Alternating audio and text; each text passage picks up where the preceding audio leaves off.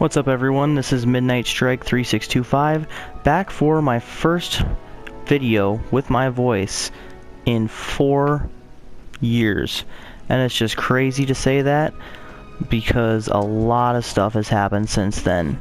I am playing Final Fantasy VII Remake right about now, and I am going to do a first impressions video of basically what I think. So, if you guys didn't know, I am a huge Final Fantasy fan, and I have played every single Final Fantasy game in the main series, minus the 13 saga. I took one look at that on the internet and said, no, I'm going to stay away from it. But I have read up enough on it, seen enough reviews, watched a lot of playthroughs on those games, so I think I know what I'm talking about when I say they're not my cup of tea. So, Final Fantasy VII is pretty near and dear to my heart. It is my second favorite Final Fantasy game, next to Final Fantasy X. And Final Fantasy X was actually my first classic game review back in 2012 when I first played it on PlayStation 2.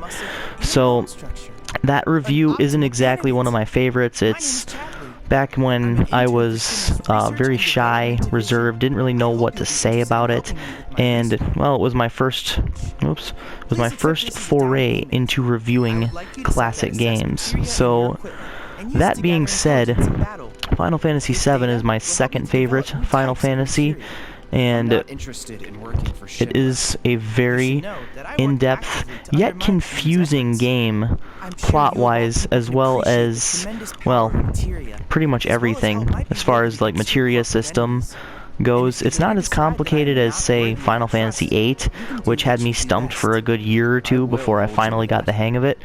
But let's just say that this game so far, the remake of Final Fantasy VII, actually does a lot to clean up a lot of the menu systems as far as swapping materia and explaining what things do and how things work.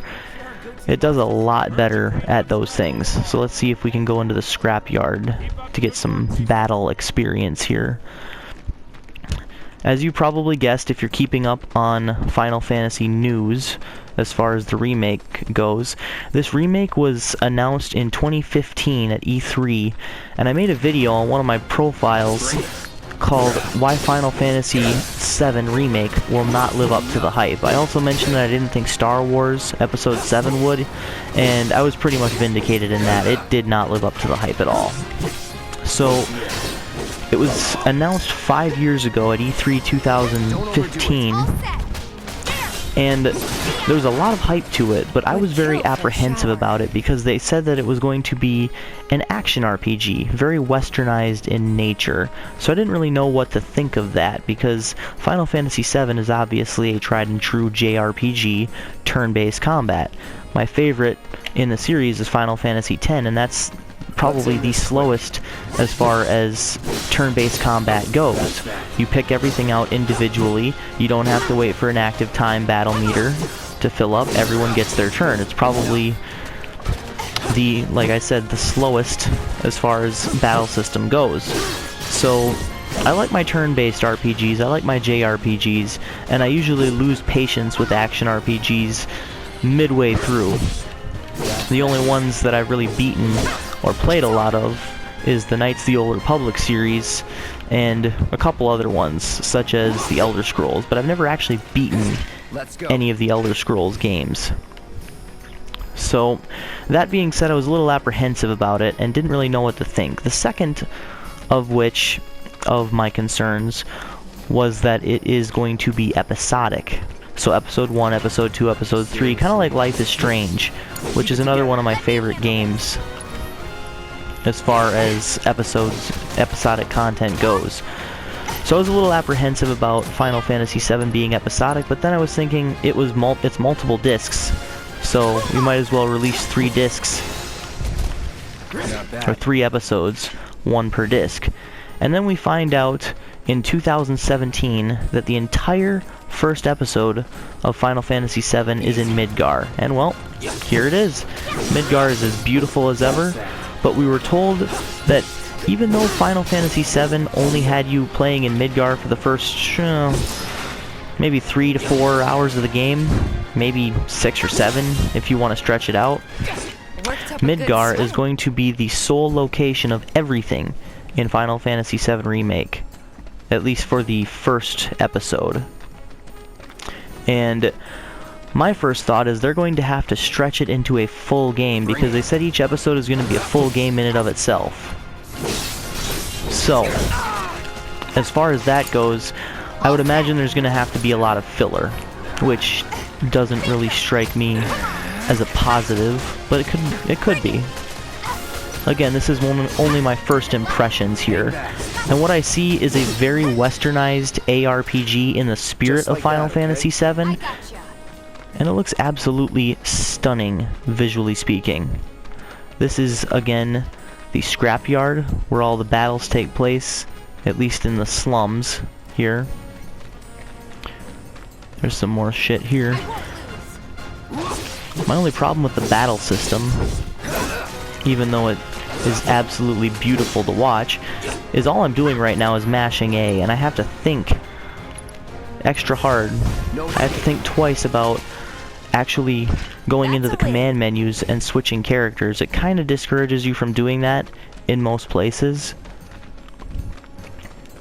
So I just mainly stick to Cloud. Let's end this quick. Here, I'll be Tifa for a while.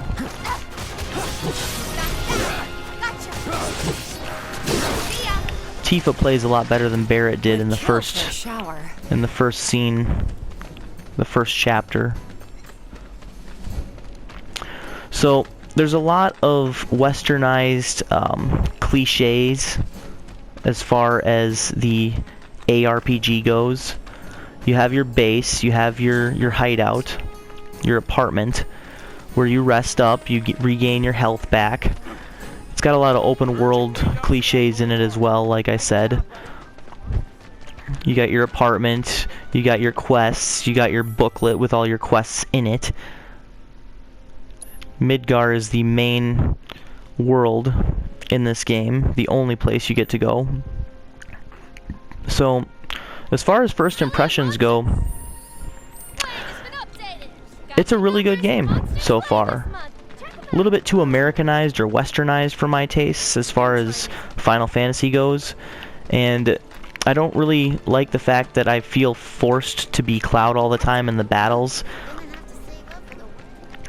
But again, you can choose to swap characters. It's just it feels cumbersome and almost like a disadvantage, like you don't really want to do that.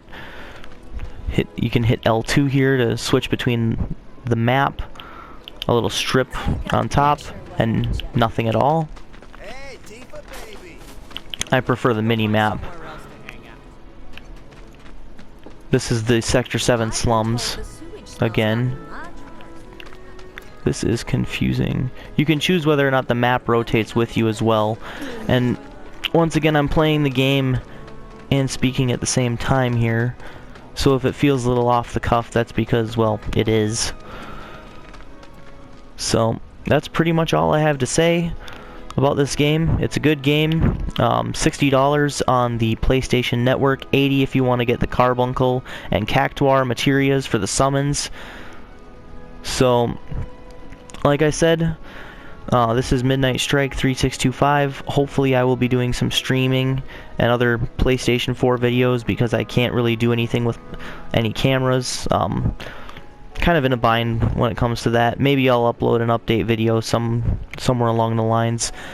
But that's pretty much all I have to say on this. And in the time of crisis with COVID-19 going around, stay safe everyone, stay healthy, and keep calm and rock on.